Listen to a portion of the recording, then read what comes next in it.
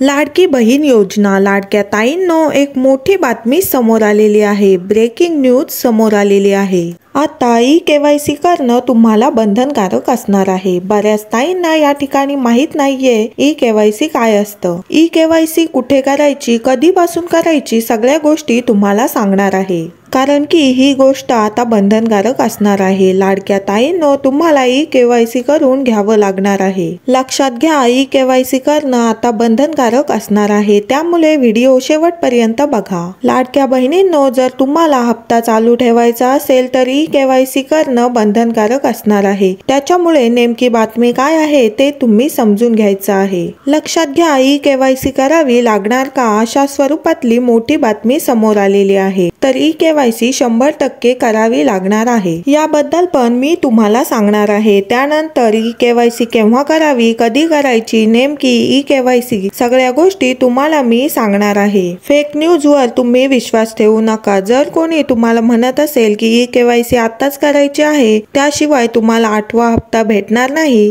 तर अशा चुकीच्या न्यूज वर विश्वास ठेवू नका। ई-केवायसी तुम्ही ऑलरेडी केली होती आणि ते पुढे कधी करायची, या सगळ्या गोष्टी मी तुम्हाला या व्हिडिओ मध्ये सांगणार आहे, त्यामुळे व्हिडिओ शेवटपर्यंत बघायचा आहे। त्यानंतर ई-केवायसी कशी करायची, तर बघा, ई-केवायसी म्हणजे काय ते समजलं। त्यानंतर ई-केवायसी करायची की नाही, तर हो करायची, पण कशी करायची हे देखील तुम्हाला मी सांगणार आहे याच व्हिडिओ मध्ये, त्याच्यामुळे शेवटपर्यंत हा व्हिडिओ बघायचा आहे। चॅनलला कोणी नवीन आलं असेल तर लगेच सबस्क्राईब करून ठेवा। त्यानंतर पुढचा आहे 8वा हप्ता मिळणार का, ई-केवायसी केली नाही तर 8वा हप्ता मिळेल का, ई-केवायसी आत्ताच करायची आहे का, सगळ्या गोष्टी सांगणार आहे, त्याच्यामुळे व्हिडिओ शेवटपर्यंत बघायचा आहे। लक्षात घ्या, लाडक्या ताईंनो मोठी बातमी, ब्रेकिंग न्यूज समोर आलेली आहे। सगळ्या गोष्टी मी तुम्हाला पुराव्यासहित दाखवणार आहे। बघा, लाडकी बहीण योजना दरवर्षी ई-केवायसी करणं बंधनकारक आहे। तर बघा, प्रत्येक वर्षाला तुम्ही ई-केवायसी करून घ्यायची आहे। ई-केवायसी म्हणजे एक सोप्या भाषेत समजून सांगते तुम्हाला की तुम्हाला फक्त तुमची पडताळणी करून घ्यायची आहे।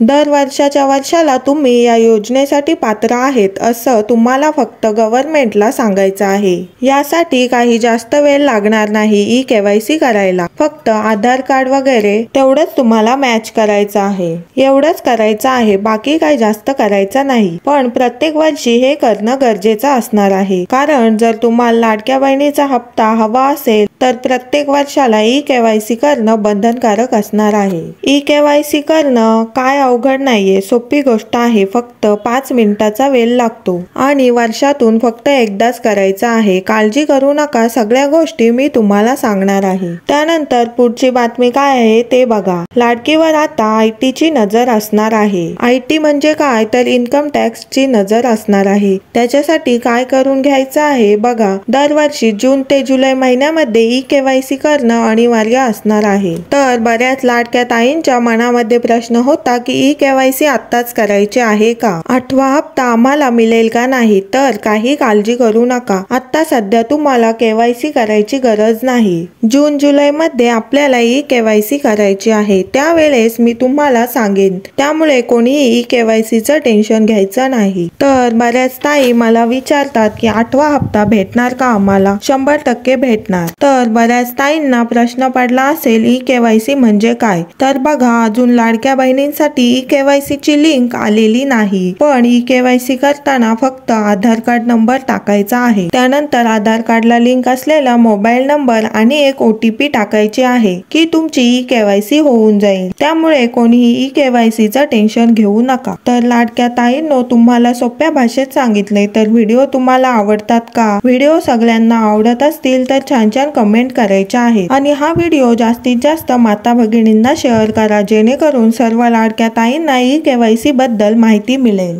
आणि व्हिडिओ जर तुम्हाला आवडला असेल तर एक लाईक नक्की करा। भेटूया पुढच्या व्हिडिओमध्ये अशाच एका नवीन अपडेटसह, तोपर्यंत धन्यवाद।